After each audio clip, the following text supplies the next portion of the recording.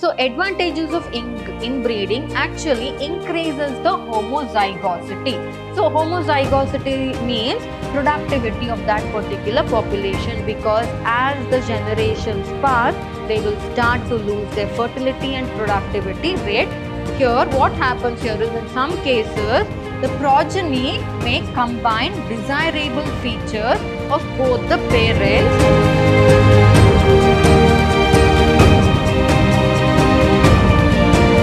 Hello everyone, a warm welcome to another session on chapter 9 of 2nd PUC, that is strategies for enhancement in food production. I'm Dr. Divya, biology faculty, Vidhyaashram Pre-University College, Mysore, Temple of Excellence. So in the previous session of this chapter, we had discussed about animal husbandry and what is animal husbandry, what is the meaning of breed, and what are the different types of strategies that can be followed in order to enhance the productivity or the yield and also the betterment of the poultry industry, the fisheries, the beekeeping and the dairy farming. So all that we had seen in the previous session. In today's session, we shall mainly concentrate on animal breeding. What are the different strategies that has to be followed if we need to get a good breed of animal? So breeding can be achieved by crossbreeding and various outcrossing techniques and interspecific breeding, all that,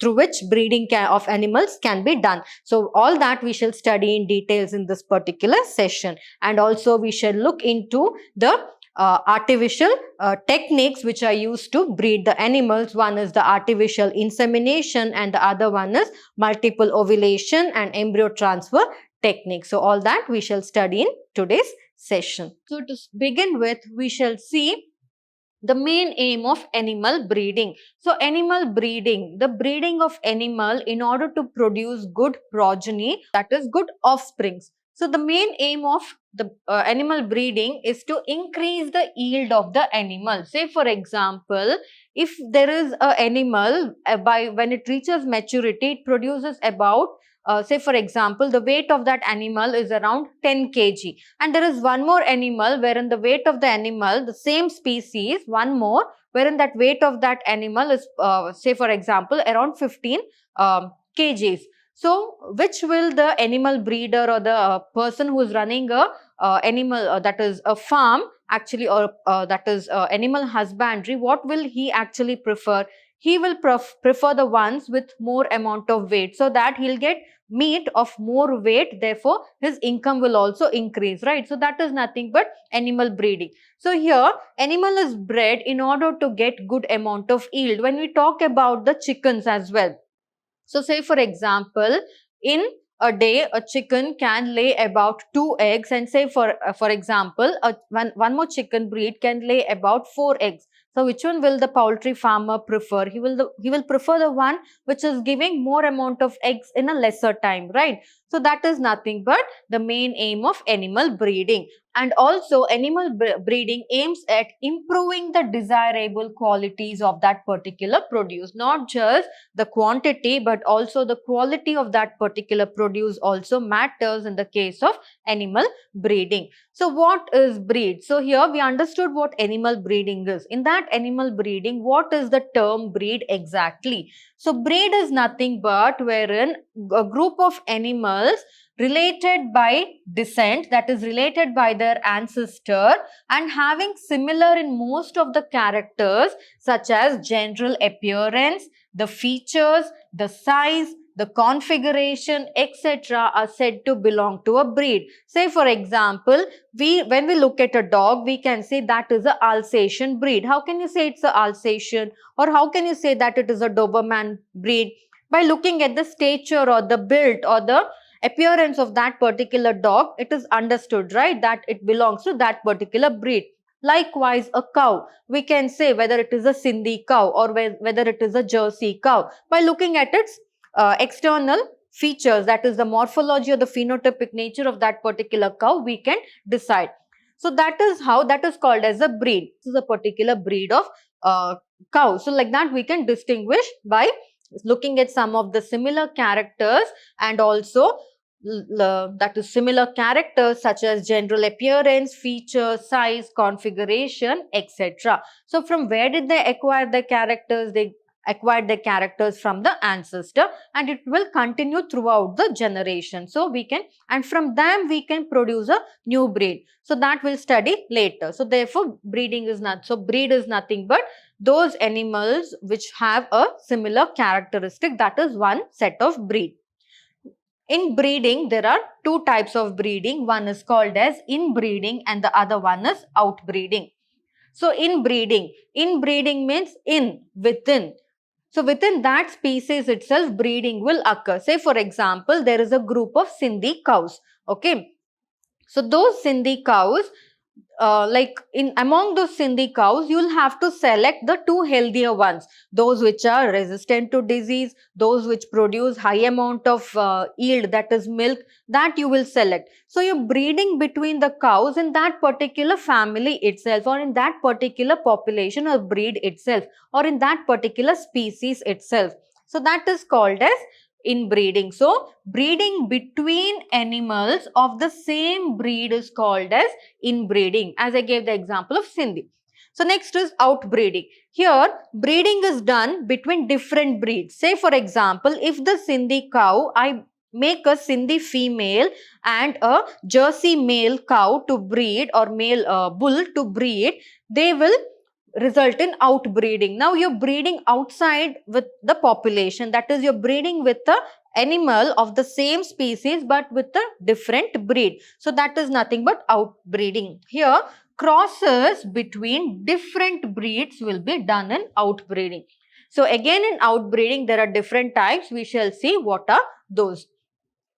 So now first, before that, talking about inbreeding in detail. So inbreeding is nothing but wherein the breeding occurs between the closely related individuals within the same set of breed, or it is the mating. If it is done between individuals in the same breed, then it is called as inbreeding. So mating of more closely related individuals within the same breed for how many generations? 4 to 6. So 4 to 6 generations, if you breed the animal, say for example, you have bred between two animals, that is two Sindhi, one Sindhi cow and one Sindhi bull, and you get the progeny. That progeny again you breed with a Sindhi cow or a bull, and you'll get a progeny. Like that 4 to 6 generations you have, if the breeding has been done, and that particular breed, if it carries the same set of traits to that of the ancestor, then we can call it as the inbreeding, or the cow, that particular animal is said to be inbred animal.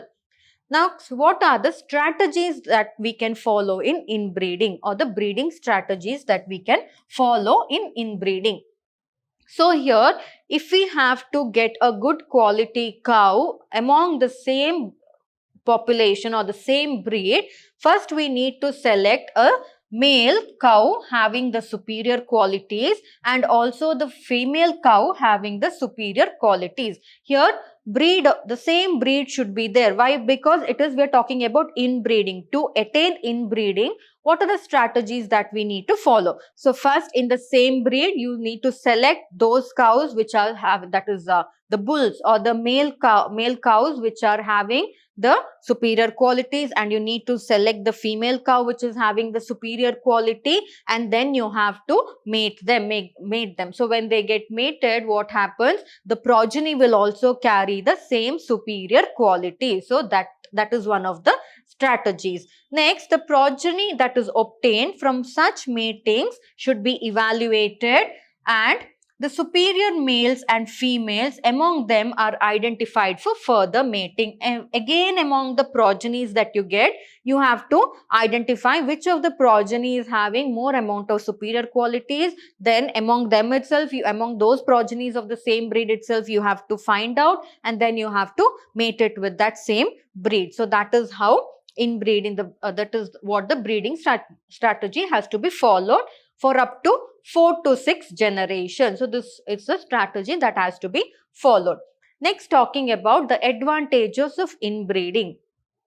So advantages of inbreeding actually increases the homozygosity. So homozygosity means the same traits will be carried to generation, or the same superior traits will be carried to generations, and other trait from a different population will not come and enter into that particular generation, because you're breeding with that particular species of, or the same breed of the in that particular population itself. Therefore it will result in homozygosity. And therefore inbreeding is very, very important if we want to evolve a pure line. Say for example, in any animals, I'll again take the example of a Sindhi cow. So if you want a Sindhi cow in all the generations or in all the progenies that has to come, then you need to mate within the Sindhi species itself or Sindhi breed itself. You cannot bring a Jersey breed and let it mate with a Sindhi breed. Then what will happen? You'll not get a pure line. Of course, you'll get a very good animal progeny. The progeny will be even more good in traits, but pure line won't be attained. Why? Because from Jersey, you're breeding it with Sindhi. So that is why. So therefore, if you need homozygosity and if pure line has to be maintained in that particular population, then the breeding should occur between healthy individuals of that particular population itself. So that is one of the advantage, wherein homozygosity and maintenance of pure lines can be achieved by inbreeding. Next one is inbreeding exposes harmful recessive genes. So here inbreeding will let us know which are the harmful recessive genes that are present. So what are recessive genes? We have studied in Mendelian genetics, if you remember. So those which are dominated by other genes. So they will be recessive. They cannot dominate the other genes. Such genes will be recessive genes. So here, sometimes what happens is, because you're breeding between that population itself, or breeding is occurring between the same breeds itself, it is easy to identify which gene has gone wrong. But on the other hand, say for example, you have bred the animal from a different breed. So one is Sindhi breed, the other one is Jersey breed. If you're trying to breed the animal, then a new gene pool is entering into that particular population, right? Then it will be very, very difficult for us to identify which is the recessive gene there, which is causing the problem. But in this particular case, here, say for example, among the Sindhi population itself, we have a cow that is producing high amount of milk and a cow that is producing a low amount of milk. So when we breed, during breeding, what we do, sometimes we choose two cows which are producing high amount of milk itself, right? In this particular case, what might happen here, maybe if the breeding is done by humans, but it is occurring without a knowledge, at such times, sometimes the cow may take in a recessive trait. So if what is that recessive trait, to find out, it is very easy in an inbreeding population. So therefore, we can eliminate selecting that particular gene that a cow is carrying, or that particular trait we can eliminate. So that for that it is very, very helpful. And also inbreeding helps in accumulation of superior genes. Why? Because we are choosing a male cow with superior genes and also choosing a female cow with superior genes. So therefore, the superiority of that particular population can be maintained from generations to generation, therefore resulting in accumulation of superior genes in that particular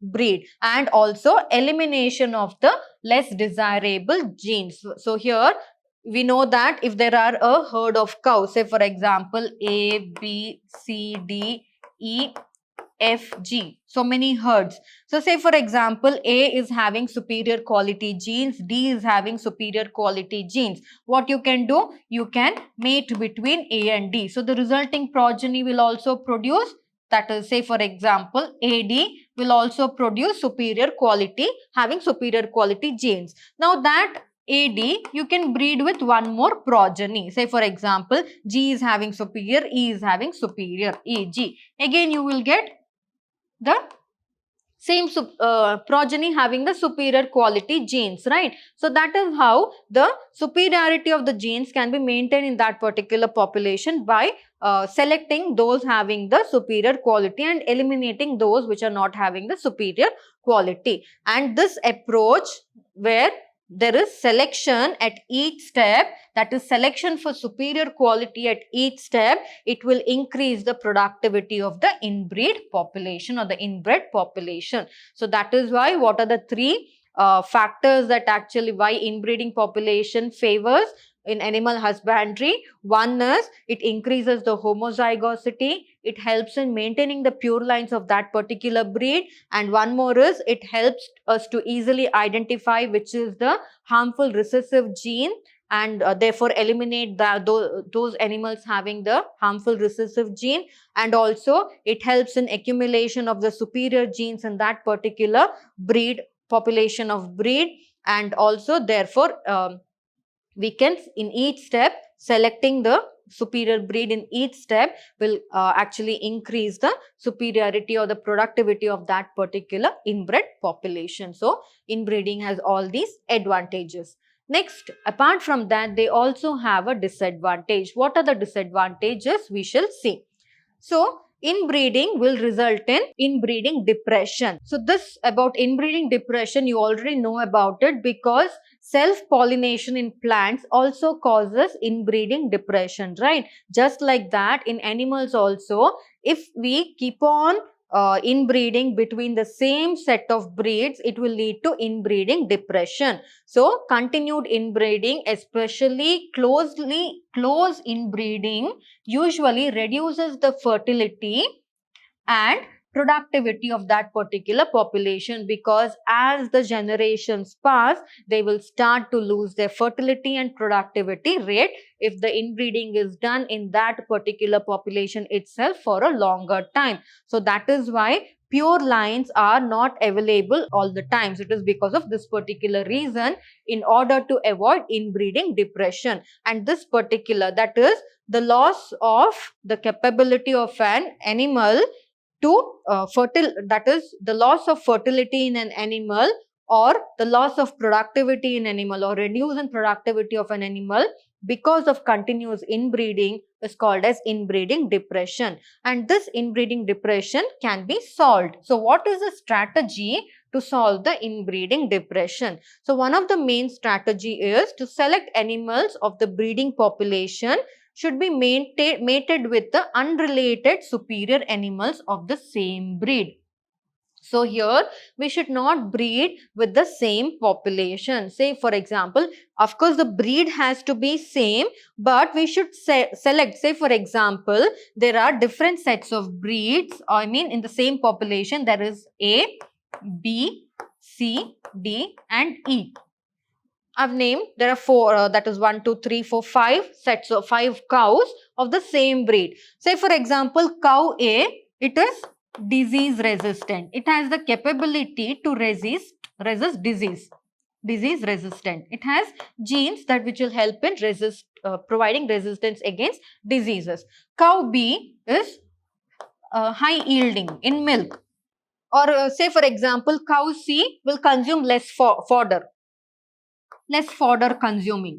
Less fodder consuming is also a good aspect for the farmers, because he will then have to give a little money or spend little money for fodder, right? So that is why less fodder they will consume. Less fodder they will consume, but in spite of that, yield is high yielding in milk. So it is a double dhamaka for the farmers, right? So here what happens here is disease resistant, high yielding. So we might think that, okay, this cow is good in disease resistant. So we will start selecting, say for example, even D is also disease resistant. This D is also disease resistant. So we'll start mating between A and D. We'll get again a progeny that is disease resistant. This disease resistant progeny will again mate it with the same animal of that particular breed, which is disease resistant. Now, we are choosing only one trait here. What about the other trait? If we keep on choosing the same trait throughout the generations of breeding, finally one day that cow or that progeny will lose its capacity to be disease resistant, right? So that is why what we need to do is, first, if we, for first few generations, we have to breed with disease, with breed those cows which are having characters of disease resistant. Next, we have to breed those cows having the character for disease resistant with maybe those which are having, that is, which are giving high yield. So now what happens, we'll get a progeny having both disease resistant and high yield. Like that, within the population itself, among different traits, we have to breed. So that is one of the strategies to solve inbreeding depression. Next one is, so therefore, this strategy also helps to restore fertility and yield of that particular progeny in the coming generations, after many generations. So that is one. So all the characters will be there among this population itself. So that is why we should make sure that breeding should be done with different animals, that particular breed itself. In different generations, we have to select different traits for breeding. So therefore, inbreeding depression can be solved. So next, talking about outbreeding. So outbreeding is the breeding of unrelated animals. As I told you, one Sindhi cow, you are breeding it with a Jersey cow. Jersey cow, it is of a different country. So that is outbreeding. You are bringing some other breed and you're mating it with a particular breed. It is outbreeding. So outbreeding is the breeding of unrelated animals. That is, which may be between individuals of the same breed but having no common ancestors. Say for example, both might also be Sindhi. So both cow A is also a Sindhi breed. Cow B is also a Sindhi breed. But this might be a breed which was maybe it was created by artificial insemination or something like that. So now the ancestor of this is different ancestor. This one is also of a different ancestor. So if you breed, if the ancestor is same and then you're breeding with between the Sindhi cows, then both the ancestor of that Sindhi cow is same, then it will result in inbreeding. But here, outbreeding can also be done between the same species. Both are also Sindhi, but their ancestors are different. So that is how. So that is also called as outbreeding. And apart from that, so that such kind is called as outcrossing or breeding between different breeds.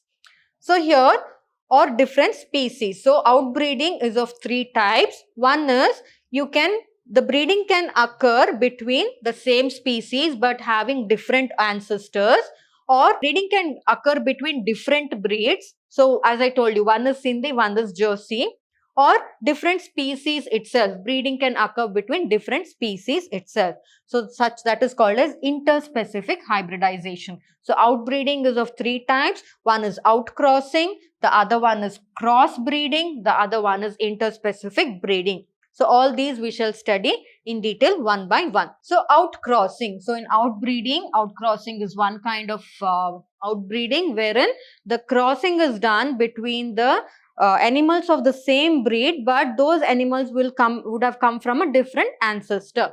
So mating of animals within the same breed, but they are not having the common ancestor on either side of the pedigree for up to 4 to 6 generation is called as outcrossing. So the offspring of such animal is known as an outcross.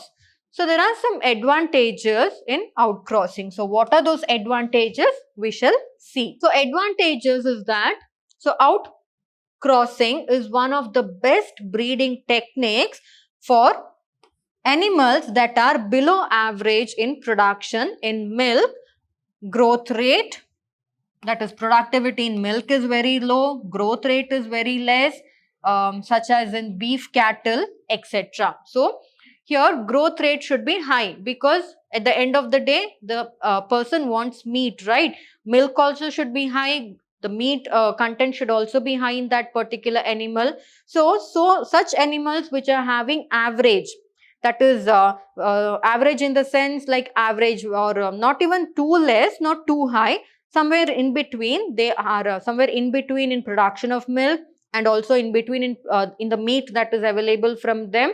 So such cows, you So what to do with such cows? So such cows you can go in for outcrossing, that is within that population itself you can do the outcrossing, wherein it is within the population but they belong to different ancestors. And a single outcross, it often helps to overcome inbreeding depression. So why it helps to overcome inbreeding depression? Because the ancestors are different here. So that is the reason. So these are the advantages of outcrossing. So next, talking about crossbreeding. So what is crossbreeding? Crossbreeding is a kind of outbreeding technique wherein the animals are bred but are of different species. They are of different breeds, like how I gave the example of the Sindhi cow and the Jersey. So like that, they are of the different breeds. Here, superior males of one breed will be mated with superior female of another breed. Therefore, what happens? The progeny that is got will also have the superior traits, or it will carry the superior genes, right? So here crossbreeding also allows for us to choose the traits or the characters, because say for example, we have a superior male whose growth rate is very good, and we have a superior female who is high yielding in milk.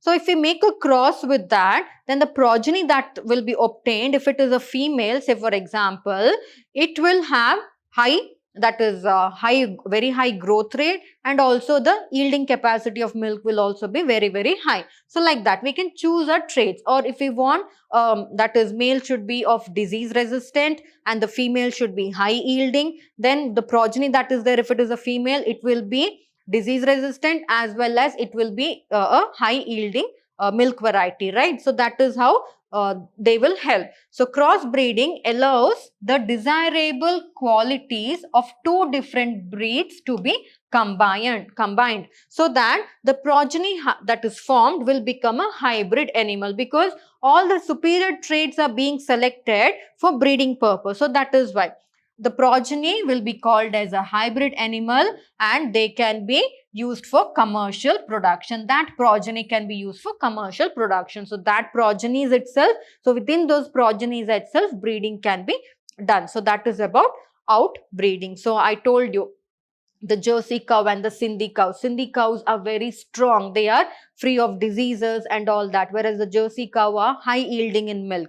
So if a cross is done, the resulting progeny will also become disease resistant, and it will also become such a species which is capable of surviving in different environmental or in different environmental stresses, and also it will become high yielding and all that. So that is about cross breeding.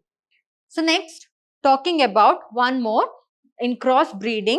So in crossbreeding, here alternatively, these animals, they can also be subjected to some form of inbreeding and selection in order to generate a new stable breed that may be superior to the existing breed. So for example, I told you Sindhi is having only one trait. Jersey cow is having only one trait. Sindhi is having a trait of being resistant to disease. Jersey is having a trait of being high yielding in milk. So now if breeding is done between the two, the progeny will become disease resistant and it will become high yielding. That progeny we can use for further generations, right, of generations of breeding. Therefore, we'll get a new set of cows which are being disease resistant and also which are that is producing high yield of milk. So that is the reason. And many new animal breeds have been developed by this particular technique of crossbreeding. So and also one example that I can take of is of sheep. So a sheep which is called as Hissardale. So Hissardale sheep is a new breed of sheep that was developed in Punjab. And how was it developed? It was developed by crossbreeding between two different sheep species such as the Bikaneri Eve species and the Merino Ram. Can you see here? The male that they chose was Merino Ram, and the female that they chose was Bikaneri Eve. So here Merino Ram is very well built, and the amount of wool that it produces is also very high, and maybe Bikaneri Eve might be high milk yielding, right? So here they produced a new variety which is Hisardale. So it was developed in Punjab. So now two different species, both are belonging to the same, that is same species, sorry, both belong to the same species, that is both are sheeps. Their traits are completely different, or their breed is completely different. So Bicanary Eve is one set of breed and Merino Ram is one more set of breed. Breeding of these two gave rise to Hisardale, that is a new species, or a new breed. It gave rise to a new breed of the sheep. So this is one best example for one of the outbreeding method, that is called as the cross breeding. So one more outbreeding method which is called as interspecific hybridization. So interspecific hybridization means the species, it's a breeding between two different species. So here the male and female animals, the male and the female animals of two different related species are mated. Here what happens here is, in some cases the progeny may combine desirable features of both the parents and they may be of great economic value. The best example is mule. Mule is a kind of donkey. So here they crossed between two different species and they got a mule which was of great economic importance. So this is interspecific hybridization, wherein crossing was done between two different species. Male was of a different species, female was of a different species. The best example is when the crossing was done, they got a mule, and that mule was of great economic value to the whoever is rearing that particular or raising that particular animal.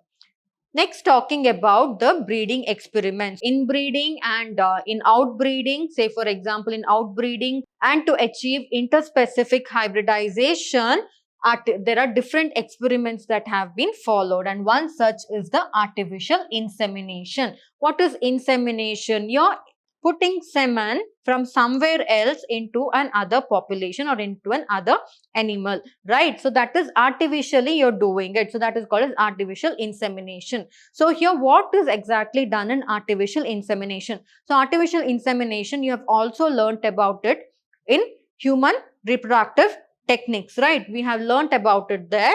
Here also the same kind is followed, wherein the semen will be collected from the male and you have to choose such a male that is having superior qualities. So such male semen will be collected and it will be injected into the reproductive tract of the selective female. So either a breeder can do it or any specialized person can do that. So what is done?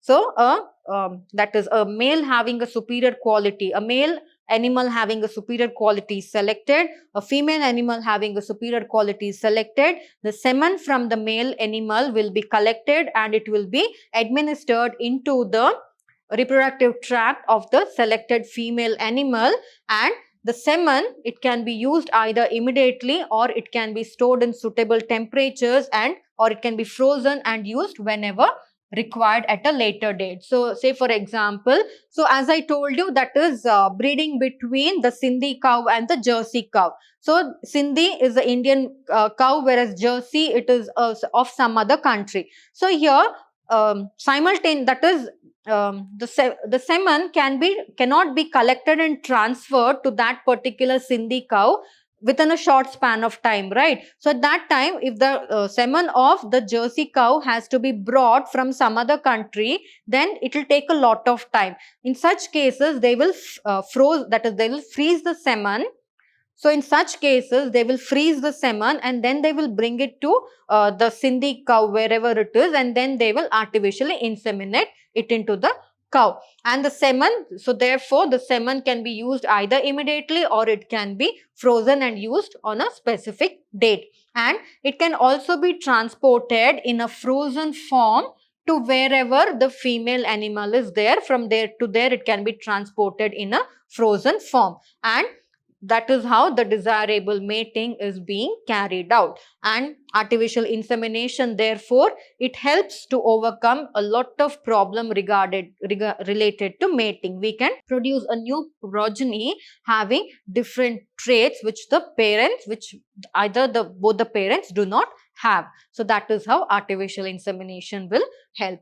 Next, one more important breeding experiment or breeding technique is called as multiple ovulation embryo transfer technology. It is called as MOET, that is multiple ovulation embryo transfer technique. So here what they do is they make the cow to produce multiple ovules. So how is it done? Just like in human beings also, how they give the follicular stimulating hormone injection, just like that in a cow also, the cow is also administered with, or it is injected with the hormone, that is FSH like hormone, or the follicular stimulating hormone is being injected, so that it will induce, or it will bring about, or it will help in the maturation of the follicle. So it will induce follicular maturation and therefore super ovulation. Instead of one egg, many number of eggs will be produced, which they normally they can produce about 6 to 8 eggs. Otherwise we know that females, they only produce one egg, right? But in this case, because of injecting that particular cow with the follicular stimulating hormone, it can lead to the production of more number of follicles, therefore leading to the production of more number of eggs, say for about 6 to 8 eggs. So in human beings also, in the case of that is in vitro fertilization, the same treatment is followed, right? Even here also it is same like that. And the animal can be either mated with an elite bull or artificially inseminated bull. So that is, the animal can either be mated directly with a with the elite bull, means the bull that is having a very good desirable traits and high desirable traits, that it can be mated, or again through artificial insemination, that is, the semen can be taken from the male bull and it can be introduced into the reproductive tract of the female, or the semen can be frozen and brought back, and at a particular date, whenever the follicles mature and rupture during that particular, and or whenever the ovule reaches a particular size, at that time it can be mated, or it can be transported into the reproductive tract of the female cow. So that is how it can be done. After the artificial insemination is done, or after mating, the fertilized egg, once it reaches 8 to 32 cell stage, they will be recovered, that is non-surgically, and they will be transported to the surrogate mothers. So here, say for example, again here, what is done? Surrogate bull, any other bull, they can transfer it. Why they will transfer? Because in that particular bull, 6 to 8 eggs are being fertilized, right? So that is why the 6 to 8 eggs, one egg they can leave, one fertilized egg, they can leave it in that particular female itself, female cow, and the other 5 or that is 7 that is remaining can be transferred to different surrogate cows, right, or other different cows, and it can be put into that particular cow, right? So that is how. So therefore, the genetic mother is available to another round of super ovulation. So that is how in one cow itself, they will administer the follicle stimulating hormone, which is, so that cow will be having all the superior traits, that female cow. And it will be more number of eggs will be produced, that is about 6 to 8, and more number of eggs will be produced, that is about 6 to 8. So that 6 to 8 eggs can be artificially inseminated by taking the semen of a highly built bull, or a bull having good traits. From that it can be taken and it can be artificially inseminated. Now those eggs will be fertilized, and once they are fertilized, and each of the egg, once they reach the 8 to 32 cell stage, they will be removed from that particular female cow. So one will be left there, and or all will be removed, and it will be put into, administered into the uterus of the other cow, so that they can produce progeny of very good traits as well. So that is about multiple ovulation embryo transfer. So in one cow, multiple ovules are produced. To that multiple ovules that are formed, and once those ovules reach the that is 6 to or 8 to 32 cell stage, then it will be taken, which is called the embryo now. So once they reach 8 to 32 cell stage, it is called the embryo. That embryo will be transferred into the reproductive tract of other female cows. So that is about the multiple ovulation embryo transfer technology. So that is about multiple ovulation embryo transfer technology, which is called as MOET. So I hope you understood this session well, wherein we completely discussed about the animal breeding. What is breeding? What is meant by breed? What are the different types of breeds that can be produced, such as the inbreeding and the outbreeding. In outbreeding, again, there is outcrossing and interspecific hybridization. And also we learn how this breeding technique can be improved by two techniques, which is called as artificial insemination, and one more is multiple ovulation embryo transfer technology. So with this particular session ends. In the coming session, we shall discuss about plant breeding. So plant also is a form of food, right? So to increase the production of food for the increasing demand of the overgrowing population, plant breeding is very important, so that high yields can be got in order to fulfill or cater to the needs of the growing population. And what are the steps that are involved in plant breeding? All this we shall discuss in the coming session. So we shall meet again in the coming session. Thank you.